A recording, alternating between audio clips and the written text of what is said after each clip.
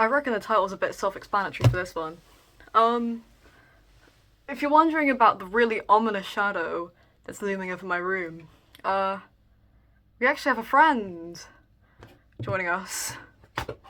And I thought there's no better occasion to have him out, you know? There's not going to be another chance where I'll ever use him.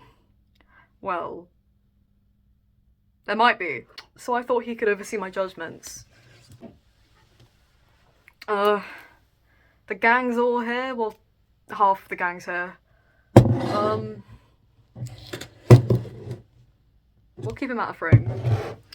I think the best way to start is by talking about Rubber Soul. This was actually the first album that introduced me to the Beatles, so it holds a very special place in my heart. Though it is embarrassing, the only reason why I got into the Beatles to begin with was because of the Glee episode.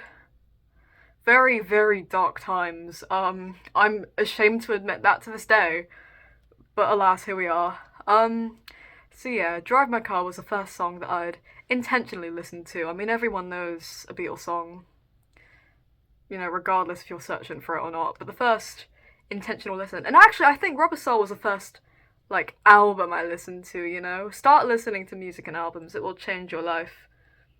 Yeah. I mean, it's how albums are intended to be listened to, so it's great.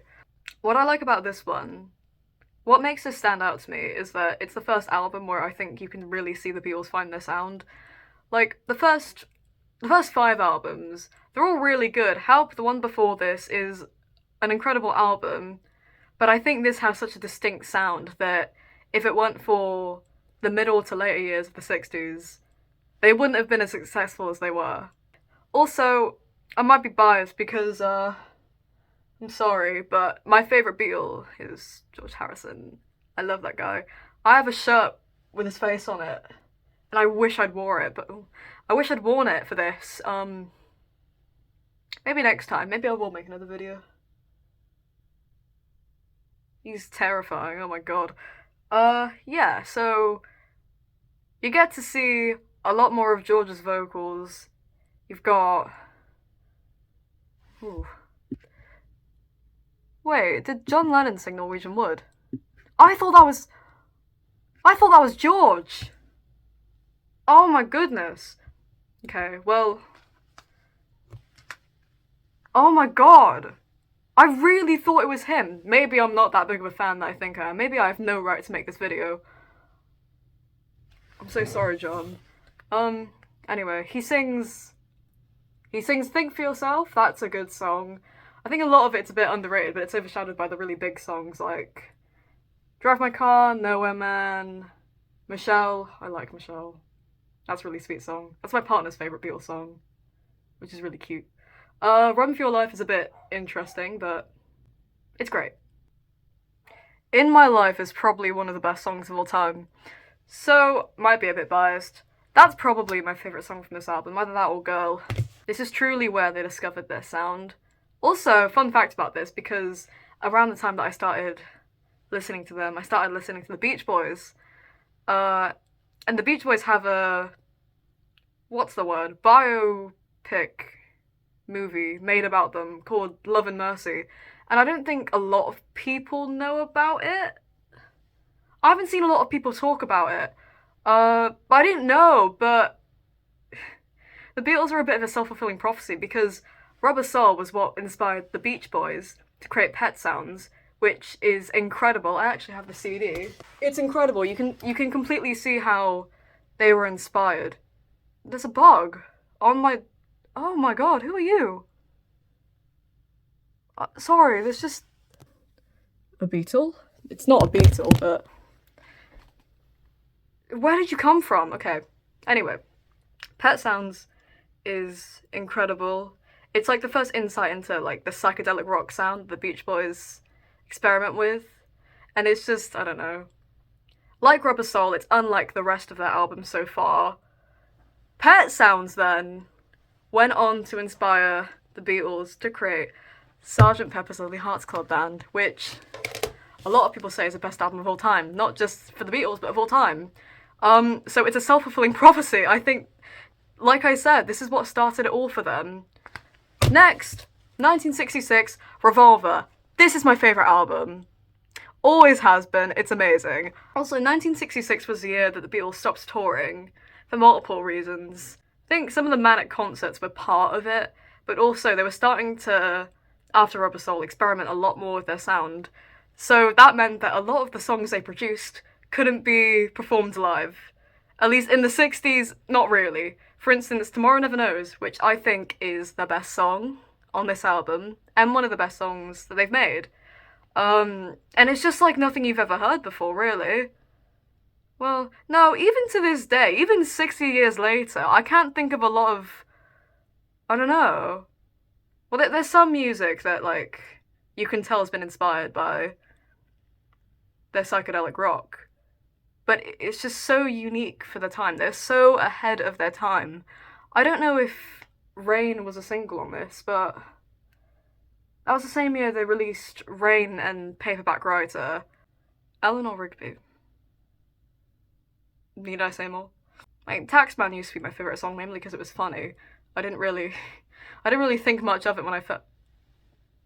Sorry, not to steal your spotlight. I didn't really think much of it when I was first listening to them. I just thought it was a funny song back when I was like 12, but it's actually alright.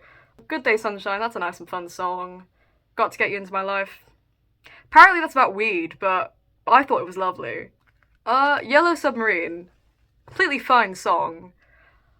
A bit of a mistake of an album. Also, I love this cover. I love it.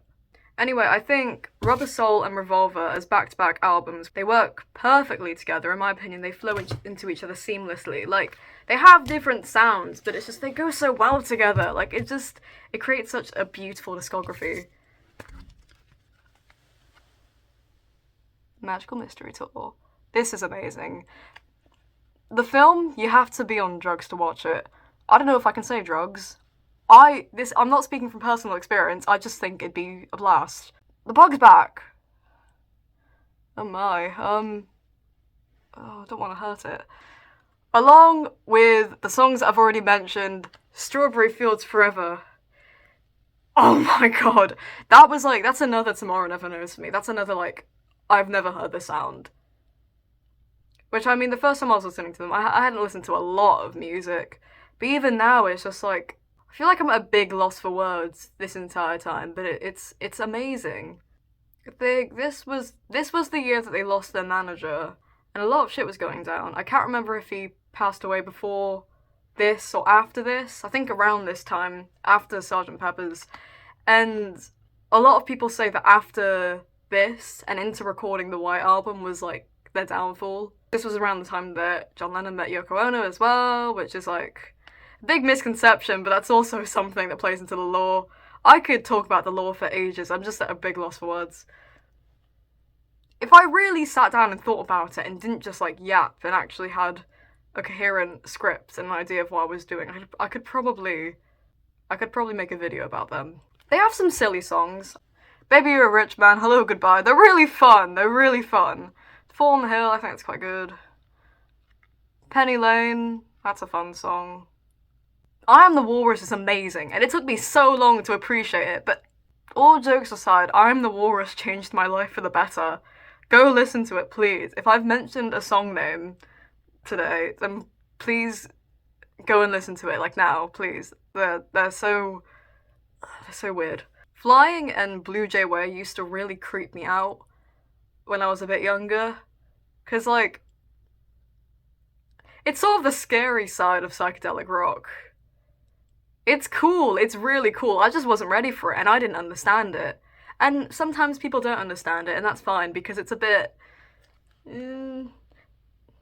third listen, you'll probably get it.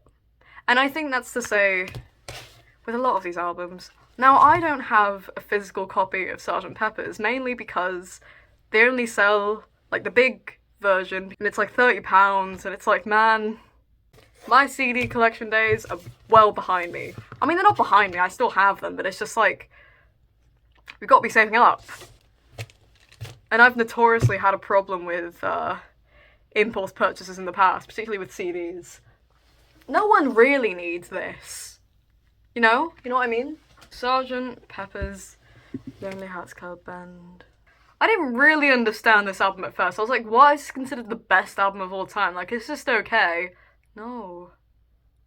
What I was talking about before with, like, George starting to, you know, come into the forefront of the band, like in Revolver, particularly.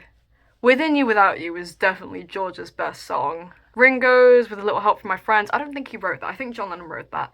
But it was nice to see some of Ringo's vocals because we hardly do, and he's got a really distinct voice, like very distinct from the rest of the Beatles. Because clearly, I couldn't tell the difference between them earlier, even though I've been like this massive mega fan for the last 4 years. Lucy in the Sky with Diamonds, classic.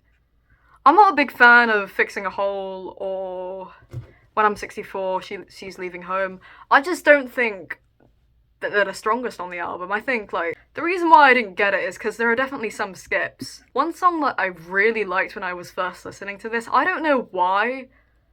Like, it's not that good, but, Being for the Benefit of Mr. Kite. Circus-ass song. What? I was listening to this every day on the way to school. Like, it was in my, like, daily playlist. A Day in the Life is the best song on this album, by the way. I don't care. Self-titled track's great, but A Day in the Life is just, oh my god, the switch from Lennon to McCartney to Lennon, I love that. Oh, and when they were making, like, the break section, Paul McCartney and George Martin just went to the orchestra, and they were like, play your instruments, ascending the key as loud as possible to a crescendo, and then stop. And I like that, I really like that, I don't know, it's completely chaotic, but it sounds amazing somehow. I don't know. Getting Better's a fun song.